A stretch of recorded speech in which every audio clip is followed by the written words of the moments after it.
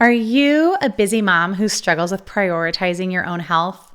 Well, welcome to this conversation. I think that probably most moms who are intentional moms and prioritize their families and prioritize their children and their husband and their friends struggle with where their own health fits in to all of the things that are important in their lives.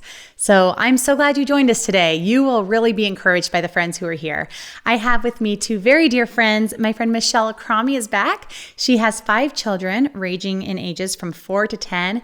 She is a former teacher and still a teacher to her children at home. She homeschools her children and is just a wonderful homemaker and a dear friend. I know you're going to be encouraged by her today.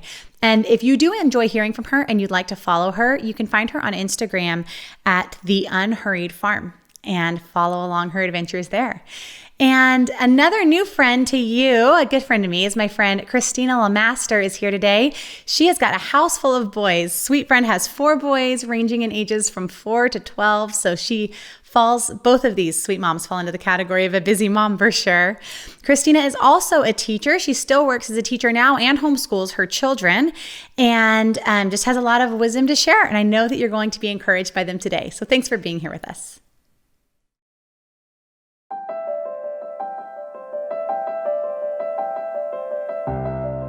Hi, friends. Welcome to the Seek Holy Living podcast with Christa, Svoboda. I am a wife to my wonderful husband, mom to my 5 precious children, and a friend to some amazing moms that I can't wait to introduce to you. Mothering is not a journey meant to be traveled alone.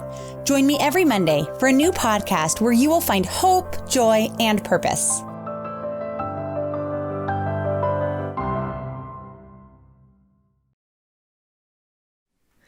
Well, what a treat it is to sit down for the conversation just with the two of you guys. I feel like normally we'd have like 14 people running around. I know, it's so hard to focus with all the children. Lovely to just be the 3 of us. Well, Michelle, thanks for coming back. Thanks for having me. And Christina, thank you for joining us. Yeah, good to be here. So fun. So prioritizing our health as a busy mom, guys, it's so hard. And I feel like I'm just in the fog of it with a newborn still right now. Well, newborn. He's 4 months now that we're recording this. Oh my gosh. Isn't that crazy? It goes by so fast. That's but amazing. I'm glad to get to talk with you two specifically though, because both of you, your youngest, are out of those toddler ages.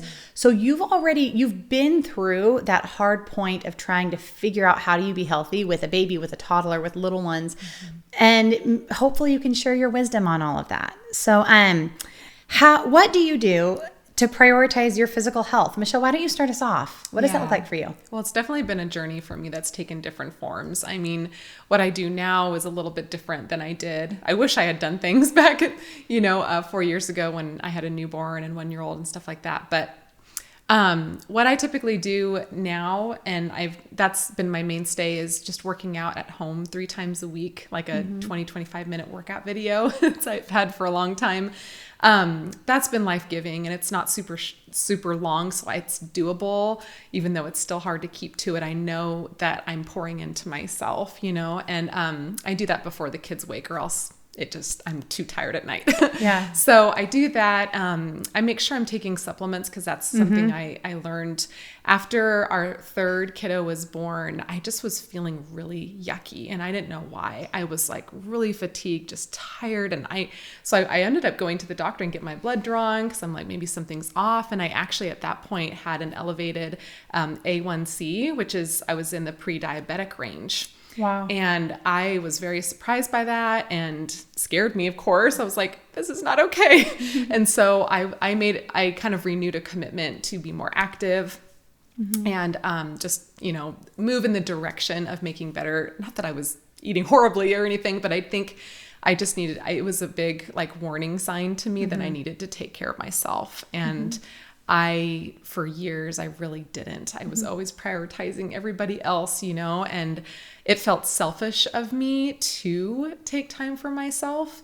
But I really started, I really believe, and I figured out that I didn't truly believe, that I was almost worth it in that. I had to make sure that I was taking that time for myself. And then another thing that's been life-giving to me that I've done recently, I'm calling Maintenance Mondays. So that's great. It's just the time, because, there's those other things I should take an Epsom salt bath and stuff like that. And I always think, oh, that'd be so good. I should do that. But I just never get to it. I'm almost too tired to take a bath. Yes. And so on Mondays, I do like a detox, Epsom salt bath, and I just put on soft music for myself and a good book. And I also do, a friend told me about oil pulling, like for teeth and stuff like that. I don't know, just all the things that I have heard, it just been good for me, but I'm lumping it into like one day a week. And it of course does something for my body, but I know that I'm pouring into myself, taking care of the temple that God's given me, because I want to be around to serve him, as long as I can. So yeah, that's kind of beautiful. My journey with that, but it's definitely a work in progress at all times. And sometimes seasons of life, just something goes to the wayside, and then I start feeling it, and it's a constant tweaking, I think. Yeah. Well, you mentioned that you got away without doing taking supplements and really intentionally taking care of yourself until after you had your third.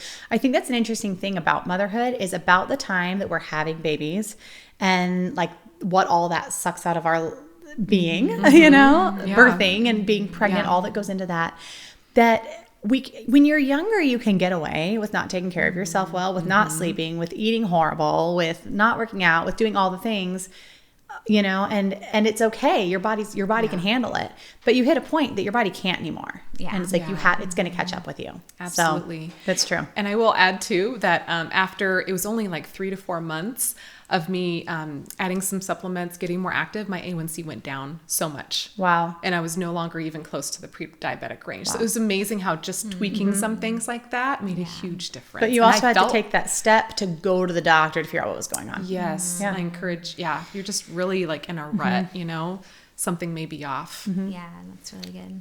So what about you, Christina? What do you do to prioritize your health? So, different seasons have had it has looked very differently, but, I started working out at home. I used to go to the gym and I was super into it. I remember that when we were in a small group and you talked about what you did, and it sounded so wonderful. It was great. Yeah, I loved that time. But I felt like I was supposed to give that up last year, actually before COVID hit. I felt like I needed to spend more time homeschooling the kids, as my oldest was getting into 5th grade. School takes longer, and I just didn't have the time during the day. So I just challenged myself. I was like, okay, I'm gonna wake up at 6. Actually, 5:50 is as early as I can get up. I can't get up any earlier. I've tried 5:50, and I'm like, I'm gonna do it 3 times a week, Monday, Wednesday, Friday. I'm just gonna do it, and the alarm is gonna go off, and I'm just gonna get out of bed. And it's so hard, but I do it. I've done it for about a year, and I don't have a home gym, and I don't have a Peloton or anything. I just do Beachbody on Demand, which is $10 a month, and they have so many programs that I just click on the video and I just go. I'm like, okay, I'm just like a robot. but I love strength training and weightlifting. I feel like it's really important as we're in our 40s to maintain the muscle, our muscle tone and everything. And actually, I will say that what has totally made this so much easier is one of my friends comes over. Wow. So I've always worked out in community, and that's kind of what drew me to going to the gym and stuff like that, is meeting friends there, working out, talking, getting some mom time. And it's like, you have all this connection time, but then you also got a good workout. So it's such a win-win. And so I was telling my friend that I was working out at 6 a.m. and she's like, can I come work out with you? I was like, sure. So we just work out together, and we put on the video and we do it together, and it's just accountability, so I feel like accountability and exercise is really good. So that's kind of what I do. And even though it's a sacrifice to do it, I just the payoff is great because I feel good.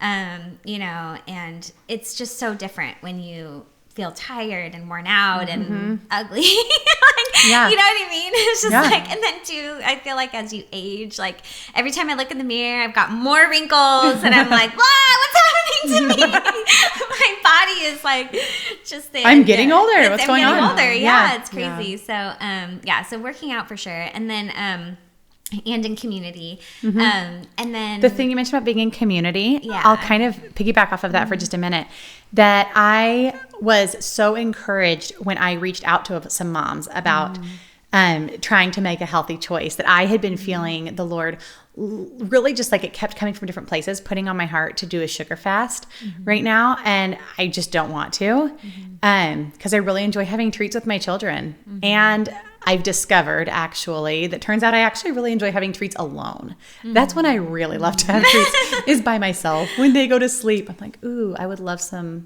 Trader Joe's goodness, something, you know? But I was so thankful that I had this idea at the park with a few ladies, and I said, hey, I've been thinking about maybe doing a 40-day sugar fast. Would any of you want to join me? I'm reading this book by Wendy Speak. Would you want to go through it with me?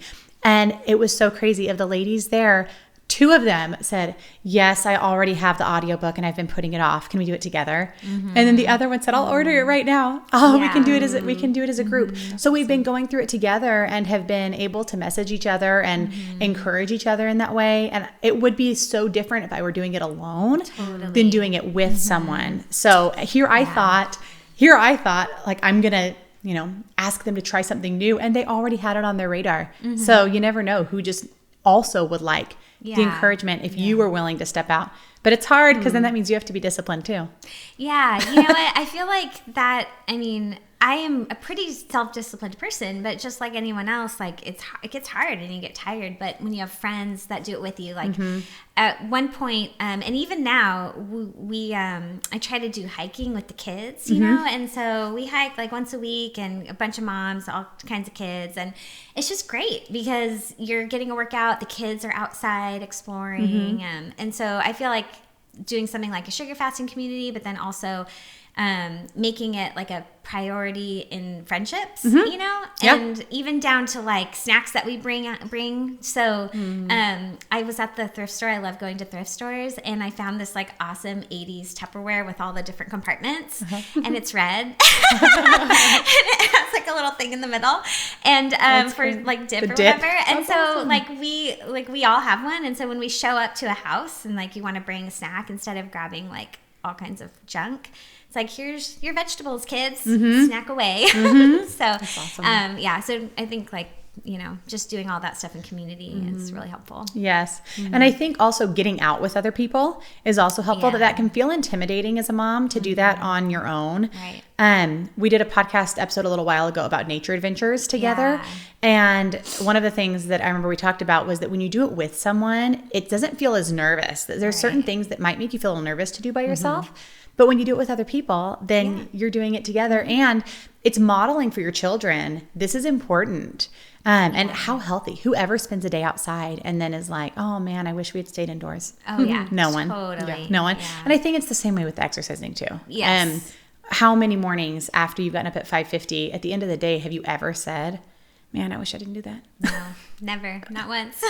So you said your accountability with your friends really helps you. Yeah. How do you, Michelle, keep it a priority for yourself instead of just always saying, like, I'm putting everybody else first? It's awful. Even saying that makes me feel selfish, like you're putting yourself first, but you should. You can't care for your family if you're not a healthy person. Right. It's just like that, in the airplanes when they're going over safety procedures and stuff, you put your mask on before your child's, it always feels opposite, but it's really important. But I'm still on a journey with this. I just hearing you talk about community, I love that. And I feel like that's something that would really help me, because I will like be good for like 3 or 4 months and then I'll fall off the wagon and then I'll get back, you know what I mean? So I am not perfect at this, but it's just almost like I just fall back on that commitment to myself, just like you said, I never regret working out. And I almost like tell myself that before I do it. Yes. And one thing that's helped me too, if you're doing a video or whatever, and you have done it many times, like this one DVD. You're so funny with your DVD. And I was telling Christina later, I have this DVD that was a postpartum, like part of a postpartum set. It's like 10 years old, but I love it. I just love it. And so I've used it.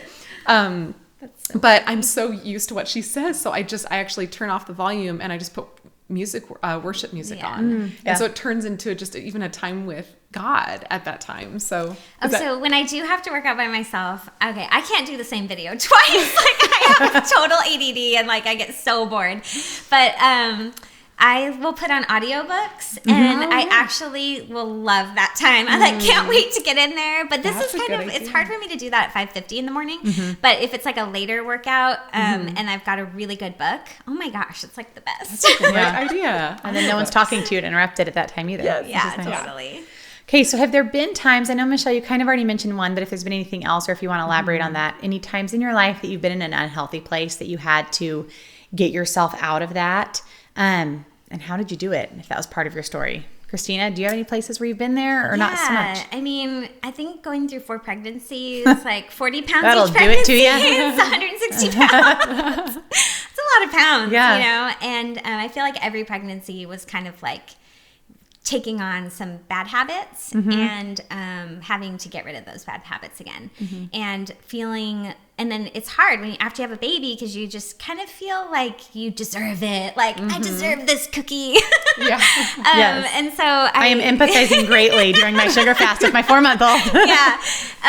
But I just came to a point where I was like, no, like I need to do this. This isn't a decision I'm making for even today. This is a decision for the rest of my life. And it's just so interesting, even with COVID hitting and feeling like, you know, it's really attacking like everything weak in our bodies. And so I don't know, I think just maintaining health for the sake of the family is huge. So yeah, that thing you can't give, you can't pour from an empty cup. Right. You can't give if you're empty. Yeah. And so that's the other thing is like, you know how, like children's books who are terrible for adults are like terrible for kids, right? They say that a good kid's book can be appreciated by an adult. Yes. So I feel like it's the same with food. So I really don't have kid food. And I don't treat my kids like this is the kids' food. These are the kids' snacks. Like if it's not good enough for me to eat, then they shouldn't be eating it either. And so I just really try. I feel like part of my health is like what do I allow in my house, and I'm developing habits in these kids because everybody, I feel like, okay, 90% of the population, that is not a statistic. I totally just made that up. Yes. But I think it's true. 90% of the population will gain weight at some point in their life if they're not maintaining health. Like there's very few people who can eat whatever they want, not work out, and be like quote unquote healthy or whatever.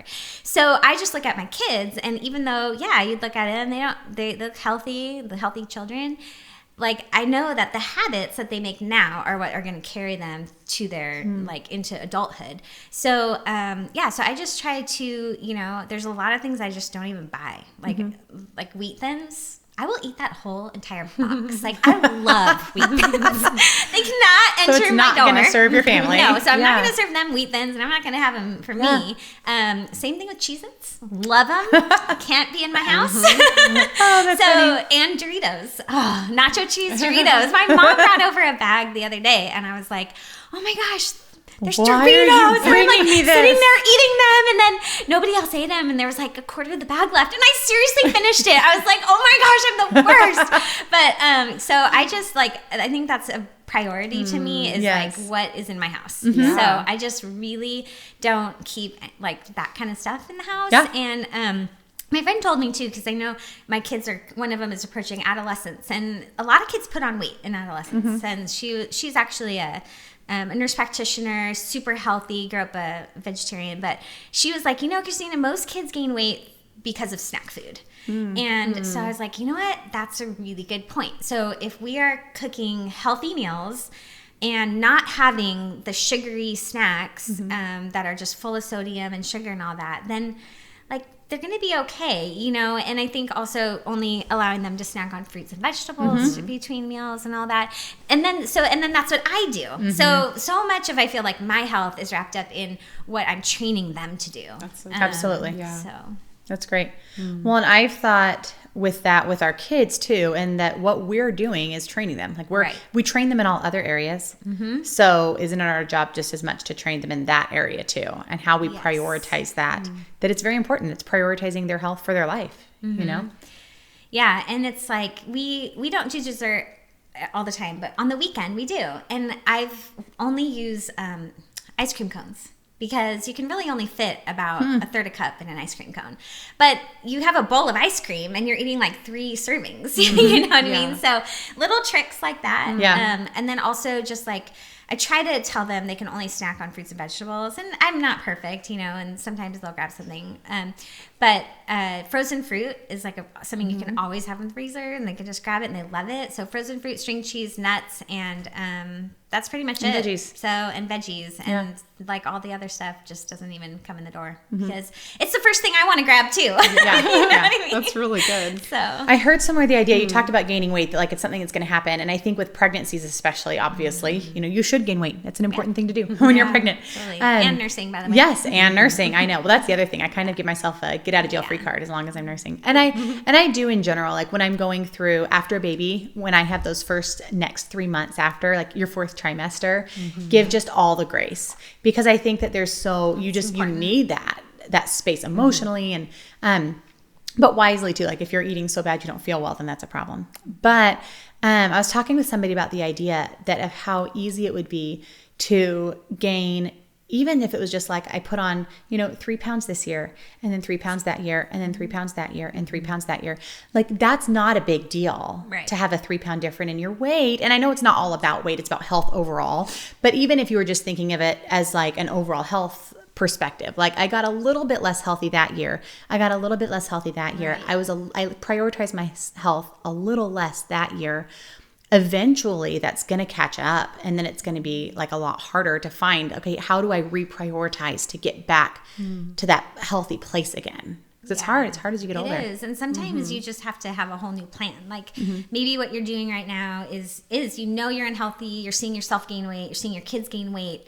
And a lot of times it does affect the whole family. It's not just the mom, and so you could need a whole like readjustment, realignment. And I really think it's important to eat clean. That's like the cool thing,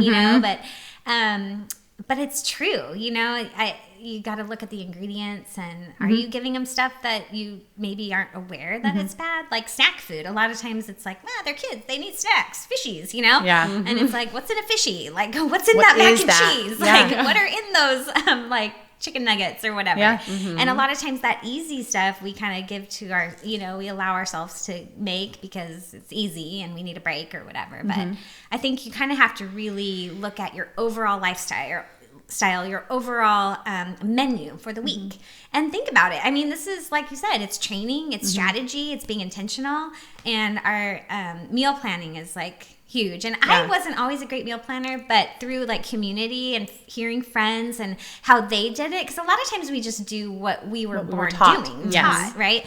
But I had a friend, and her husband is very successful, and he really wanted a 3-course meal, not a 3-course, basically 3 courses. But it's really good that he is her husband, and not my husband. We're gonna get in trouble. Well, not really 3-course meal, but like a main dish and side dishes, right? And I was raised more. My parents were total hippie. Like they were really like the original hipsters. Because they were hippies. They were real hippies. My dad had a garden, and he like juiced wheatgrass, and I mean the whole thing, right?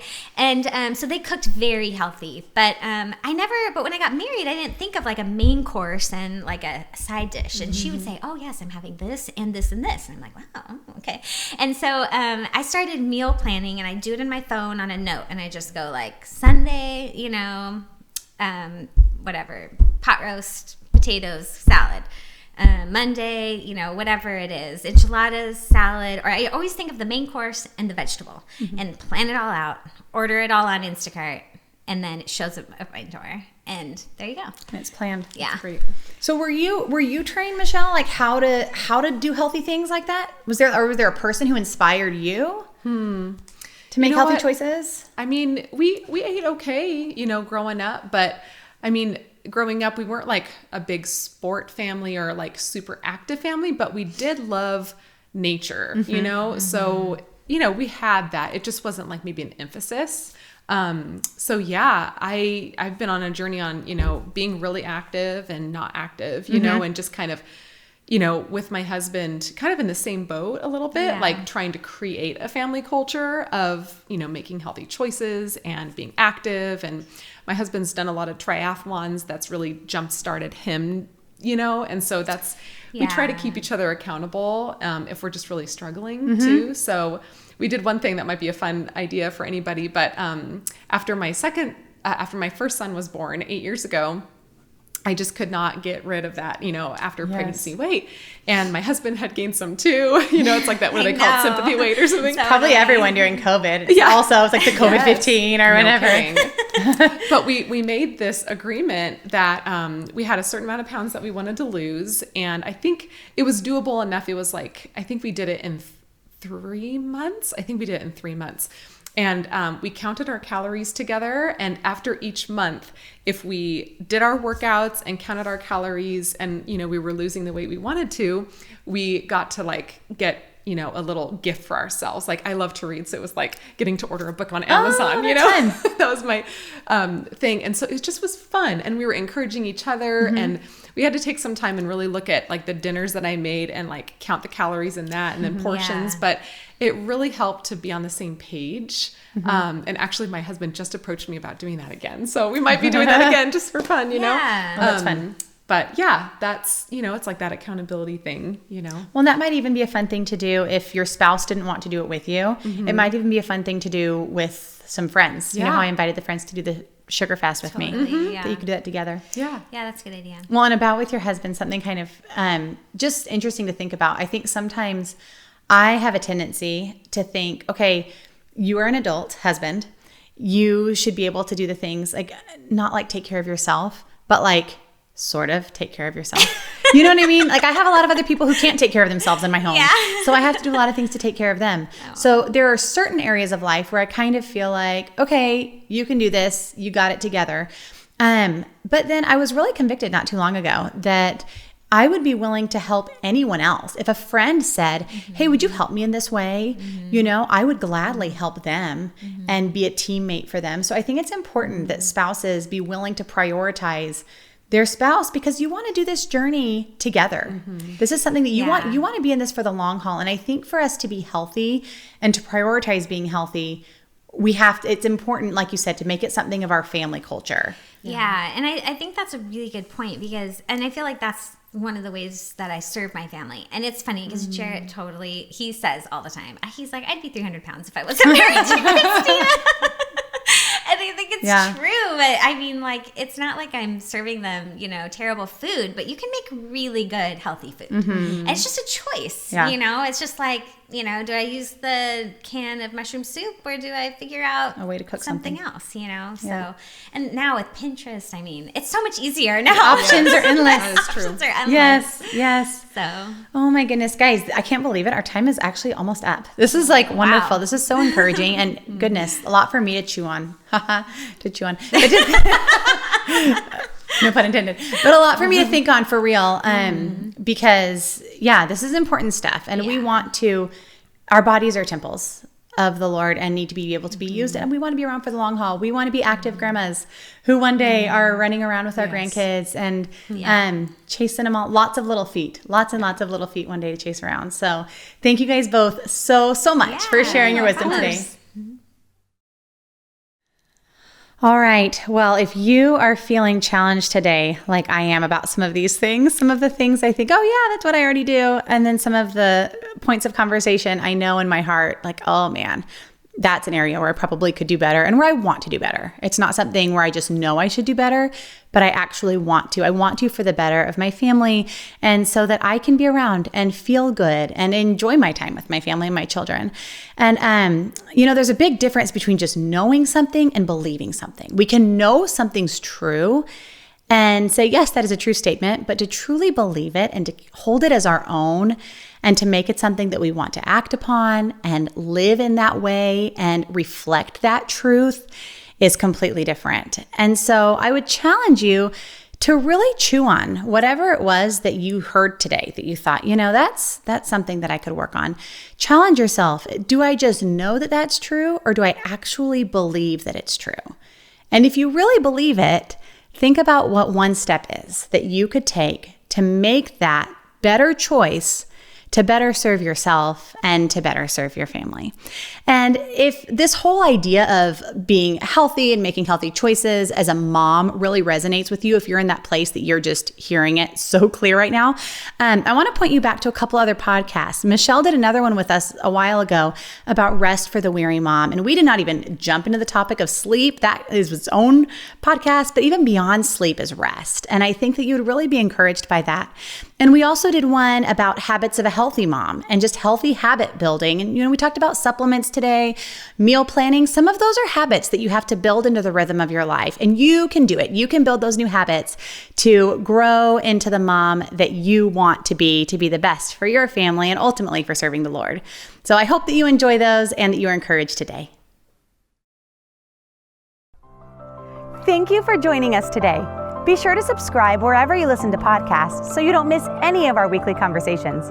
And check out our show notes below, where I have links to the resources mentioned on the podcast. I release a new podcast every Monday and additional content at seekholyliving.com, including a video of this conversation and a deeper dive into all things mom. Also, be sure to follow me on Instagram and Facebook at Seek Holy Living for more fun and conversation. If this was an encouragement to you, please share it with your friends. And join us next time as we talk about the heart of adoption.